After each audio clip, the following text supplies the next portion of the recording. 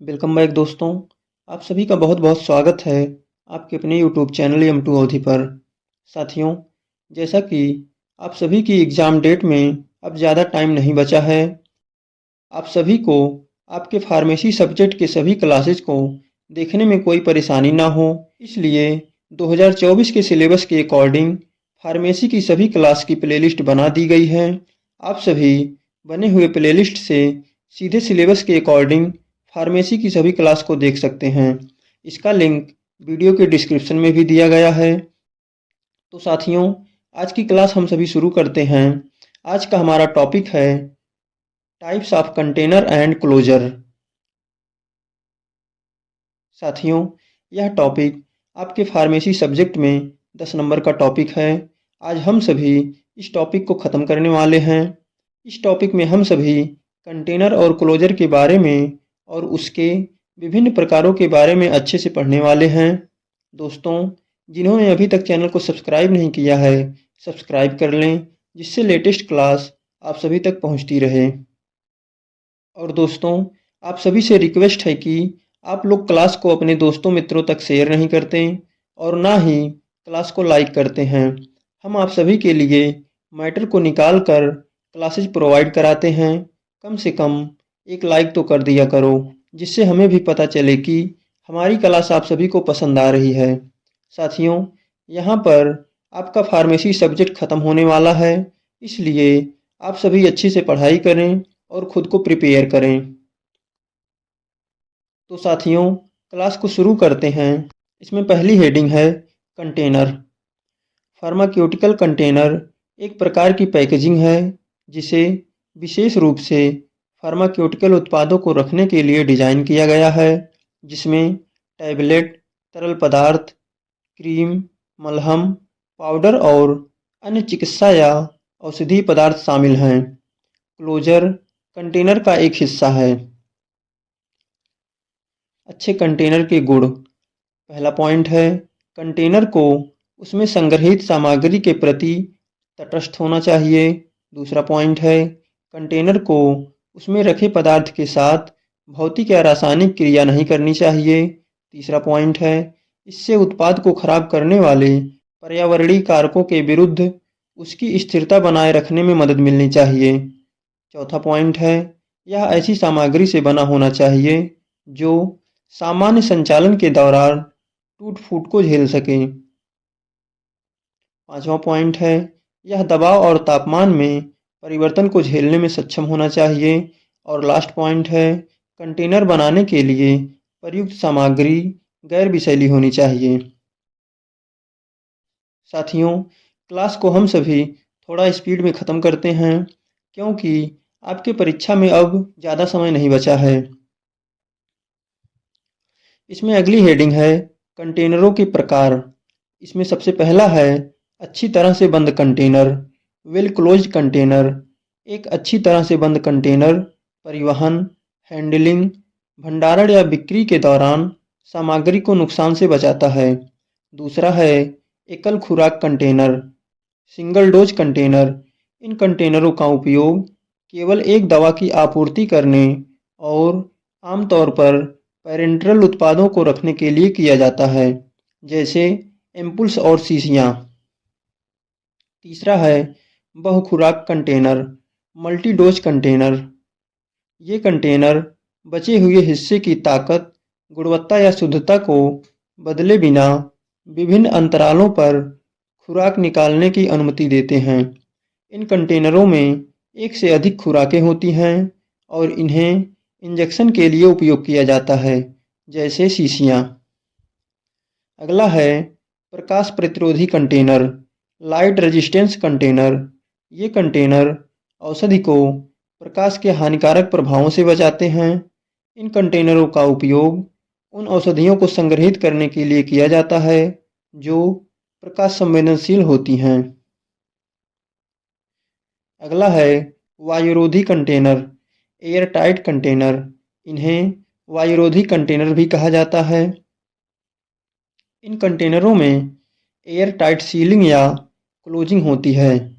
ये कंटेनर उत्पादों को धूल, मिट्टी और हवा से बचाते हैं, जहां इंजेक्शन के लिए एयर टाइट सील बंद कंटेनर का उपयोग किया जाता है। वहीं अन्य उत्पादों के भंडारण के लिए एयर टाइट बंद कंटेनर का उपयोग किया जाता है। अगला है एरोसॉल कंटेनर। इन कंटेनरों का उपयोग एरोसॉल उत्पादों को रखने के लिए किया जाता है।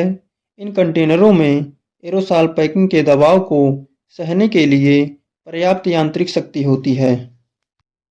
साथियों, यहाँ पर इन सभी कंटेनरों को फिगर के माध्यम से दिखाया गया है। आप सभी अच्छे से देख लें और इन सभी कंटेनरों को पहचान लें।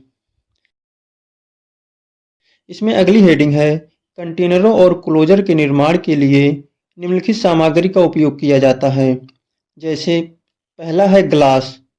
ग्लास के टाइप हैं type first Borosil glass, type second उपचारित soda lime glass, type third नियमित soda lime glass, type NP सामान्य प्रयोजन सोडा लाइम ग्लास और लास्ट है रंगीन कांच। दूसरा है धातु या मेटल। लोहा, एल्युमिनियम, टिन और लेड से बनते हैं। तीसरा है रबर। प्राकृतिक रबर, नियोप्रीन रबर और ब्यूटाइल रबर। और चौथा है प्लास्टिक। इसमें सबसे पहला है थर्मोसेटिंग रेजिन, फेनोलिक्स और यूरिया। दूसरा है thermoplastic resin, polyethylene, polypropylene, polyvinyl chloride, PVC, polystyrene, polycarbonate, polyamide, polyethylene terephthalate. साथियों, अब हम सभी इसे बारी बारी से पढ़ते हैं। इसमें सबसे पहली हेडिंग है ग्लास कंटेनर। इसके अंतर्गत पहला है कांच की संरचना। इसमें पहला पॉइंट है रेत, silicon dioxide, soda ash, sodium carbonate, चूना पत्थर, कैल्शियम कार्बोनेट, कलेट, टूटा हुआ कांच, एल्युमिनियम, बोरान, पोटेशियम, मैग्नीशियम, जस्ता और बेरियम। दूसरा है एम्बर ग्लास। हल्के पीले से गहरे लाल भूरे रंग का, कार्बन और सल्फर या लौह और मैग्नीज डाइऑक्साइड। तीसरा है पीले रंग का, कैडमियम और सल्फर के यौगिक। चौथा है नीले रंग का, नीले रंग के विभिन्न शेड, कोबाल्ट ऑक्साइड या कभी कभी कॉपर ऑक्साइड। और अगला है हरे रंग का कांच, आयरन ऑक्साइड, मैग्नीज डाइऑक्साइड और क्रोमियम डाइऑक्साइड। साथियों, इसमें अगली हेडिंग है कांच का निर्माण। कांच के उत्पादन में प्रयुक्त 4 बुनियादी प्रक्रियाएं हैं। इसमें पहला है ब्लोइंग में धातु के सांचे की गुहा में पिघले हुए कांच से संपीड़ित हवा का उपयोग किया जाता है। दूसरा है ड्राइंग में पिघले हुए कांच को डाई या रोलर के माध्यम से खींचा जाता है, जो नरम कांच को आकार देता है। तीसरा है दबाव में पिघले हुए कांच को सांचे के किनारे दबाने के लिए यांत्रिक बल का प्रयोग किया जाता है। और चौथा है ढलाई में गुरुत्वाकर्षण या केंद्रापसारी बल का उपयोग करके सांचे की गुहा में पिघला हुआ कांच बनाया जाता है। इसमें अगली हेडिंग है लाभ। पहला पॉइंट है ये स्वच्छ, पारदर्शी और जीवाणु रहित होते हैं। दूसरा पॉइंट है ये अपेक्षाकृत गैर प्रतिक्रियाशील होते हैं। तीसरा पॉइंट है यह विभिन्न प्रकार के क्लोजर स्वीकार कर सकता है। चौथा पॉइंट है इनका उपयोग उच्च गति पैकेजिंग लाइनों पर किया जा सकता है। पांचवा पॉइंट है इनमें अच्छी सुरक्षा शक्ति होती है। छठवां पॉइंट है इन्हें आसानी से लेबल किया जा सकता है। साथियों, इसमें अगली हेडिंग है नुकसान। पहला पॉइंट है यह अपेक्षाकृत भारी है। दूसरा पॉइंट है कांच नाजुक होता है, इसलिए आसानी से टूट जाता है। साथियों, अब हम ग्लास के टाइप्स के बारे में जानते हैं। इसमें सबसे पहला है टाइप फर्स्ट ग्लास। इसकी संरचना है neutral glass, borosilicate glass, silica और बोरान ऑक्साइड। इसके लाभ हैं इसमें उच्च हाइड्रोलिटिक प्रतिरोध होता है। यह फार्माक्यूटिकल ग्लास का सबसे निष्क्रिय प्रकार है। इसका तापीय प्रसार गुणांक सबसे कम है और इसलिए यह एम्पुल्स और शीशियों के लिए गर्मी द्वारा जीवाणु रहित करने के लिए उपयुक्त है। इसके नुकसान हैं, इसका ग्लास संक्रमण तापमान बहुत अधिक है, इसलिए जटिल प्रसंस्करण की आवश्यकता होती है और यह महंगा होता है। टाइप फर्स्ट ग्लास के उपयोग हैं। पहला पॉइंट है, टाइप फर्स्ट ग्लास सभी औषधि तैयारियों की पैकिंग के लिए उपयुक्त है। दूसरा पॉइंट है, इसका व्यापक रूप से उपयोग इंजेक्शन के लिए, तरल पदार्थ को पैक करने के लिए, कांच के एम्पुल और शीशियों के रूप में किया जाता है। तीसरा पॉइंट है, अन्य प्रकार के कांच टाइप सेकंड और थर्ड के विपरीत इस प्रकार में मूल ऑक्साइड की मात्रा बहुत कम होती है, इसलिए इसका उपयोग उन घोलों को पैकेज करने में किया जाता है जो कांच में मूल ऑक्साइड को घोल सकते हैं। साथियों, इसमें दूसरी हेडिंग है टाइप सेकंड ग्लास। इसकी संरचना है soda lime silica glass. Soda का उपयोग सिलिका के ग्लास संक्रमण तापमान को कम करने के लिए किया जाता है। हालांकि सोडा सिलिका की पानी में घुलनशीलता को बढ़ा देगा, इसलिए चूना का उपयोग हाइड्रोलिटिक प्रतिरोध को बढ़ाने के लिए किया जाता है। इस प्रकार में अन्य ऑक्साइड भी शामिल होंगे। टाइप सेकंड ग्लास के लाभ हैं, इस ग्लास का गलनांक टाइप फर्स्ट ग्लास से कम होता है, इसलिए इसका उत्पादन आसान है और फलस्वरूप यह सस्ता भी है। दूसरा पॉइंट है, कांच की सतह के उपचार के कारण उच्च हाइड्रोलिटिक प्रतिरोध होता है। इसके उपयोग हैं, टाइप सेकंड ग्लास का उपयोग जली तैयारियों को पैक करने के लिए किया जाता है। दूसरा पॉइंट है, चूंकि इसमें मूल ऑक्साइड होते हैं, इसलिए इसका उपयोग pH 7 से कम अर्थात अम्लीय वाले पैरेंटल फार्मूलेशन को पैक करने के लिए नहीं किया जाता है। इससे फार्मूलेशन का pH बढ़ जाएगा और दवा की स्थिरता और क्षमता प्रभावित हो सकती है। तीसरा पॉइंट है, यह वह कांच है जिसका उपयोग आँखों की तैयारी और अन्य ड्रॉपर बोतलों के कंटेनर बनाने के लिए किया जाता है। साथियों, इसमें अगली हेडिंग है टाइप थर्ड ग्लास नियमित सोडा लाइम ग्लास। इसमें पहला पॉइंट है, कंटेनर अनुपचारित है और वाणिज्यिक सोडा लाइम ग्लास से बने हैं जो औसत रासायनिक प्रतिरोध से बेहतर हैं।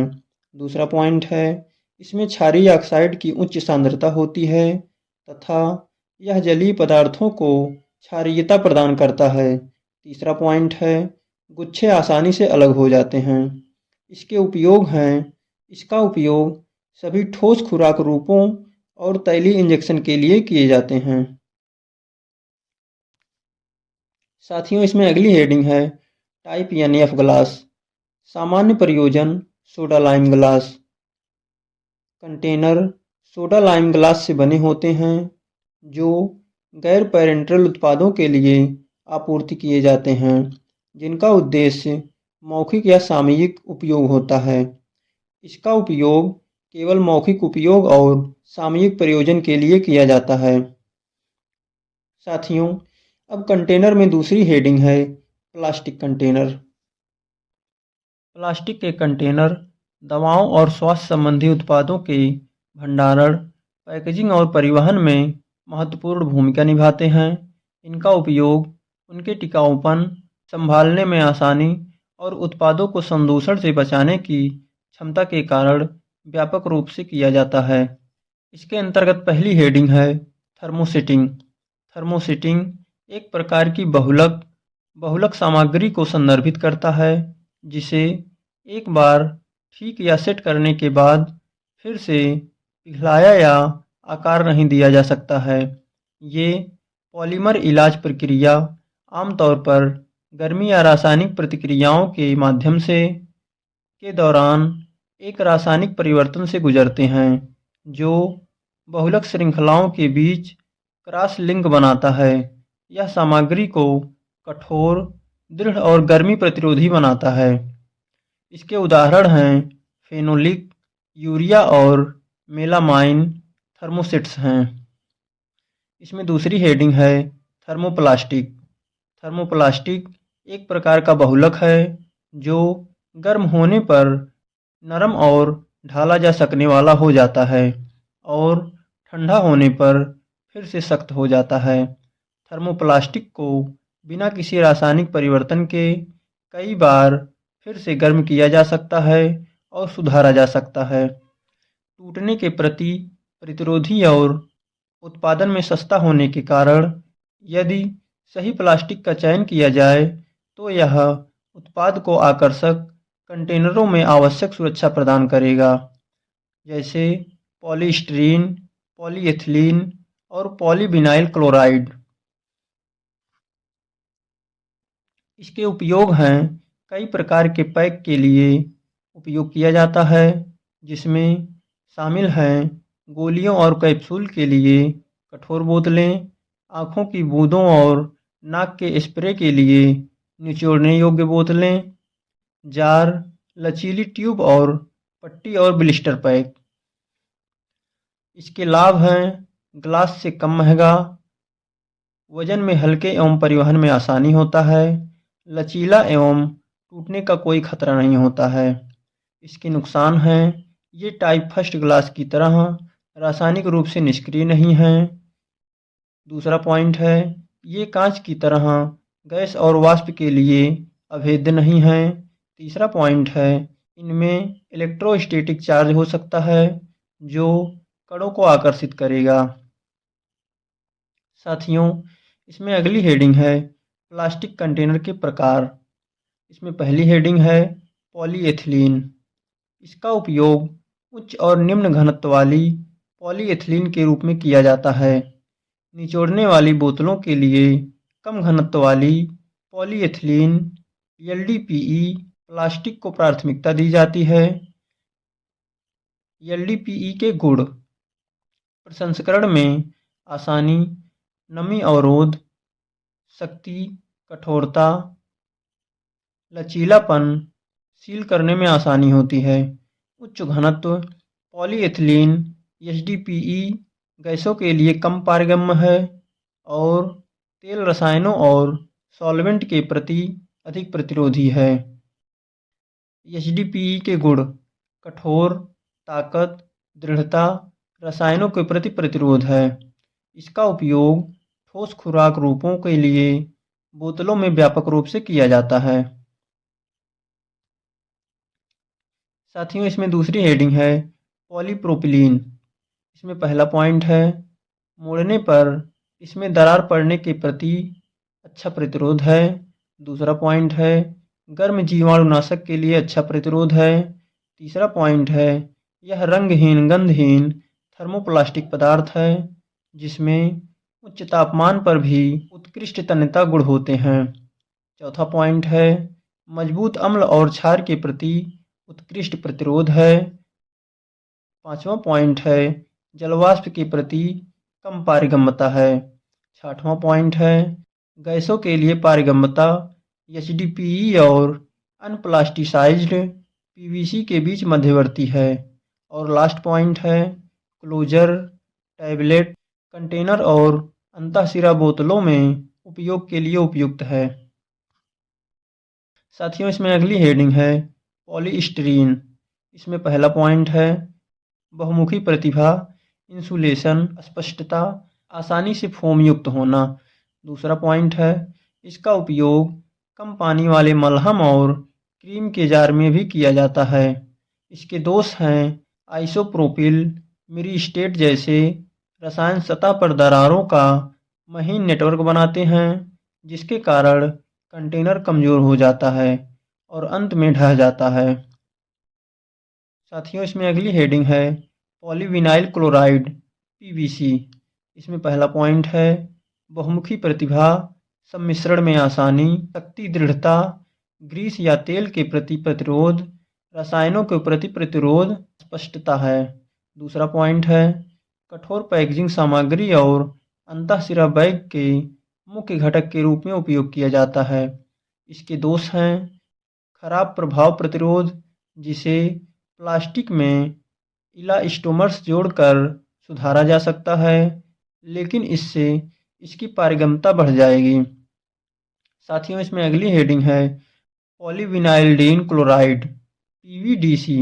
इसमें पहला पॉइंट है नमी, जलवाष्प, अल्ट्रावायलेट रेज, सुगंध, अकार्बनिक एसिड, क्षार, जलीय नमक घोल, कार्बनिक जल, घुलनशील एसिड, एलिफैटिक हाइड्रोकार्बन, लंबी श्रृंखला फैटी एसिड के एस्टर, डिटर्जेंट सामग्री, पायसीकारी एजेंट और गीला करने वाले एजेंटों के खिलाफ उत्कृष्ट बाधा गुण है।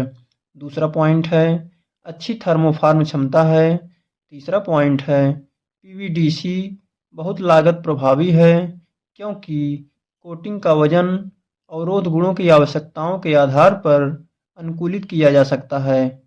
चौथा पॉइंट है चिकित्सा ग्रेड और गैर विषैले हैं। पांचवा पॉइंट है पारदर्शिता का उच्च स्तर जो उत्पाद के सौंदर्य में सुधार करता है। साथियों, कंटेनर में अगली हेडिंग है धातु कंटेनर। इसमें पहला पॉइंट है धातु के कंटेनरों का उपयोग केवल गैर पैरेंटल प्रशासन वाले औषधि उत्पादों के लिए किया जाता है। दूसरा पॉइंट है धातु मजबूत, अपारदर्शी, नमी, गैसों, गंध, प्रकाश, बैक्टीरिया के प्रति अभेद्य और टूटने फूटने से बचाने वाली होती है। इसलिए यह दबाव युक्त कंटेनरों के लिए आदर्श पैकेजिंग सामग्री है। तीसरा पॉइंट है यह उच्च और निम्न तापमान के प्रति प्रतिरोधी है। चौथा पॉइंट है इनमें ट्यूब, पन्नी या ब्लिस्टर से बने पैक, डिब्बे तथा एरोसॉल और गैस सिलेंडर शामिल हैं। पांचवा पॉइंट है औषधि उत्पादों की प्राथमिक और द्वितीयक पैकेजिंग के लिए एल्यूमीनियम और स्टेनलेस स्टील पसंदीदा धातुएं हैं। साथियों, अब अगली हेडिंग है क्लोजर। दवा उद्योग में उत्पादों की अखंडता, सुरक्षा और स्थिरता सुनिश्चित करने के लिए विभिन्न सामग्रियों से क्लोजर बनाए जाते हैं।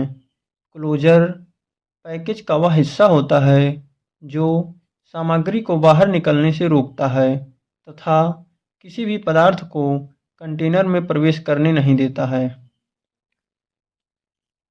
अब इसके प्रकार के बारे में जान लेते हैं। इसमें सबसे पहला है प्लास्टिक क्लोजर। इसकी सामग्री है पॉलीप्रोपिलीन, पॉलीएथिलीन, पॉलीविनाइल क्लोराइड और अन्य प्लास्टिक। इसके उपयोग हैं प्लास्टिक के ढक्कन का उपयोग बोतलों, जार और अन्य कंटेनरों के लिए व्यापक रूप से किया जाता है। इसका इस्तेमाल आमतौर पर मौखिक ठोस पदार्थों, तरल पदार्थों और सामयिक पदार्थों के लिए किया जाता है। इसके लाभ हैं लाभ में पहला पॉइंट है हल्का और लागत प्रभावी है। दूसरा पॉइंट है बहुमुखी और विभिन्न आकार और आकारों में ढाला जा सकता है।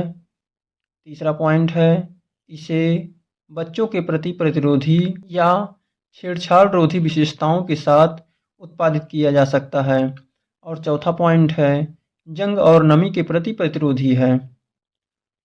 इसके प्रकार हैं screw cap, flip of cap, push on cap और स्नैप ऑन कैप। साथियों, दूसरा है ग्लास क्लोजर। इसके सामग्री हैं उच्च गुणवत्ता वाला ग्लास, आमतौर पर बोरोसिलिकेट के ग्लास। इसके उपयोग हैं ग्लास क्लोजर कम आम है लेकिन कुछ विशेष अनुप्रयोगों में उपयोग किए जाते हैं, मुख्य रूप से उच्च मूल्य या अत्यधिक संवेदनशील दवा उत्पादों के लिए। इसके लाभ हैं रासायनिक प्रतिक्रियाओं के प्रति निष्क्रिय एवं प्रतिरोधी है। दूसरा है संवेदनशील या संक्षारक पदार्थों के लिए आदर्श है। तीसरा है सीलिंग अखंडता का एक उच्च स्तर प्रदान कर सकते हैं। इसके प्रकार हैं ग्लास स्टॉपर्स। उच्च गुणवत्ता वाले ग्लास कंटेनरों के लिए उपयोग किया जाता है, जैसे प्रयोगशाला ग्लास की बोतलें और एम्पुल्स। दूसरा है ग्लास सील, कम आम लेकिन वैक्यूम सील कंटेनरों या विशेष अनुप्रयोगों के लिए उपयोग किया जाता है। इसमें अगली हेडिंग है लकड़ी के क्लोजर। इसकी सामग्री है आधुनिक दवा पैकेजिंग में लकड़ी का उपयोग प्रत्यक्ष बंद करने वाली सामग्री के रूप में शायद ही कभी किया जाता है, लेकिन कुछ पारंपरिक या विशेष उत्पादों में कॉर्क या लकड़ी के ढक्कन के रूप में इसका उपयोग किया जा सकता है। इसका उपयोग है ऐतिहासिक रूप से इसका उपयोग हर्बल उत्पादों, तेलों या अन्य विशिष्ट औषधीय पदार्थों में किया जाता है, विशेष रूप से बड़े कांच के कंटेनरों में संग्रहित उत्पादों में। इसके लाभ हैं देहाती या पारंपरिक अपील वाली प्राकृतिक सामग्री रखने के लिए अच्छा है। दूसरा है कुछ उत्पाद प्रकारों के लिए एक अद्वितीय सौंदर्य प्रदान कर सकते हैं। इसके प्रकार हैं लकड़ी के स्टॉपर, आमतौर पर पुरानी बोतलों में या उन उत्पादों के लिए उपयोग किया जाता है जिनमें प्राकृतिक सील की आवश्यकता होती है। दूसरा है कॉर्क, हर्बल दवाओं, तेलों और कभी-कभी शराब या अन्य तरल उत्पादों के लिए एक पारंपरिक बंद करने वाला उपकरण है। साथियों, इसमें अगली हेडिंग है रबर क्लोजर। सील बनाने के लिए उत्कृष्ट सामग्री जिसका उपयोग शीशियों को बंद करने के लिए या एरोसॉल के डिब्बे में गैस्केट जैसे समान अनुप्रयोगों में किया जाता है। इसके अंतर्गत पहली हेडिंग है प्राकृतिक रबर। सुई के कई बार प्रवेश करने के बाद रबर रिसिल के रूप में इंजेक्शन योग्य उत्पादों के लिए बहुउपयोग क्लोजर के लिए उपयुक्त है। इसके नुकसान हैं यह एकाधिक ऑटोक्लेविंग को सहन नहीं कर पाता है, जिससे यह भंगुर हो जाता है और योजकों की उपस्थिति में निष्कर्षणीय सामग्री की सापेक्षिक मात्रा कम हो जाती है। दूसरा पॉइंट है उत्पाद के रबर पर या उसके अंदर अवशोषित होने का जोखिम होता है।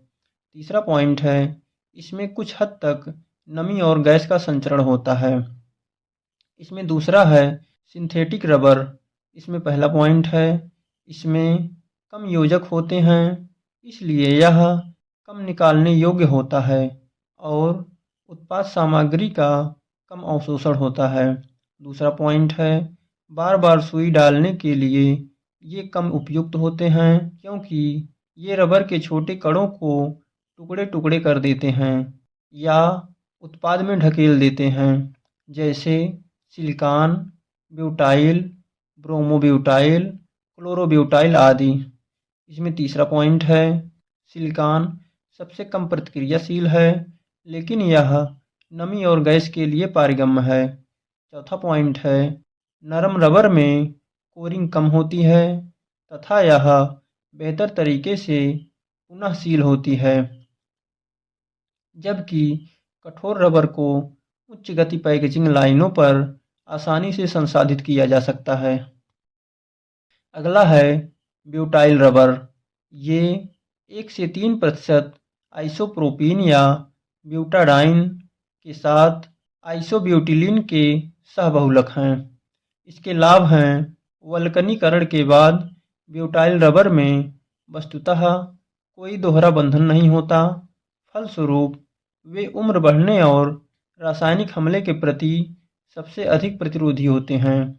दूसरा पॉइंट है जलवाष्प और वायु के लिए पारगम्यता बहुत कम है। तीसरा पॉइंट है जल अवशोषण बहुत कम है और चौथा पॉइंट है वे अन्य सिंथेटिक रबर की तुलना में अपेक्षाकृत सस्ते हैं। इसके नुकसान हैं 130 डिग्री सेल्सियस से ऊपर धीमी गति से अपघटन होता है। दूसरा पॉइंट है तेल और विलायक प्रतिरोध बहुत अच्छा नहीं है। साथियों, इसमें अगली हेडिंग है नाइट्राइल रबर। इसके लाभ हैं ध्रुवीय नाइट्राइल समूह के कारण तेल प्रतिरोधी है। दूसरा पॉइंट है गर्मी का प्रतिरोधी है और इसके नुकसान है जीवाणुनाशक का अवशोषण और निष्कर्षकों का निक्षालन काफ़ी अधिक है। इसमें अगली हेडिंग है क्लोरोपीन रबर, नियोप्रीन। इसके लाभ हैं दोहरे बंध के निकट क्लोरीन समूह की उपस्थिति के कारण यह बंध ऑक्सीकरण के प्रति प्रतिरोधी होता है, इसलिए ये रबर लंबे समय तक टिकते हैं। दूसरा पॉइंट है, यह रबर अधिक ध्रुवीय है, इसलिए तेल प्रतिरोधी है। तीसरा पॉइंट है, ताप स्थिरता अच्छी है। और चौथा पॉइंट है, प्राकृतिक रबर की तुलना में इसमें जल अवशोषण और पारगम्यता कम होती है। साथियों, इसमें लास्ट हेडिंग है सिलिकॉन रबर। इसके लाभ हैं, ताप प्रतिरोध होता है। दूसरा पॉइंट है, पानी का अत्यंत कम अवशोषण और पारगम्यता होती है। तीसरा पॉइंट है, उनकी संतृप्त रासायनिक संरचनाओं के कारण उत्कृष्ट आयु वृद्धि विशेषता है। और चौथा पॉइंट है, खराब तन्य शक्ति। इसका उपयोग है, रबर के ढक्कन अक्सर शीशियों और सिरिंजों के लिए उपयोग किए जाते हैं। वे इंजेक्शन वाली दवाओं और टीकों को सील करने के लिए महत्वपूर्ण हैं। इसके प्रकार हैं, स्टॉपर्स कांच की शीशियों और बोतलों में उपयोग किए जाते हैं। सील अक्सर शीशियों के लिए क्रिम्प कैप के साथ संयोजन में उपयोग किया जाता है। साथियों, आपका कंटेनर और क्लोजर चैप्टर यहीं पर समाप्त होता है। आप सभी को क्लास कैसे लगी कमेंट में ज़रूर बताएं। दोस्तों, जिन साथियों ने अभी तक चैनल को सब्सक्राइब नहीं किया है, सब्सक्राइब कर लें। धन्यवाद दोस्तों।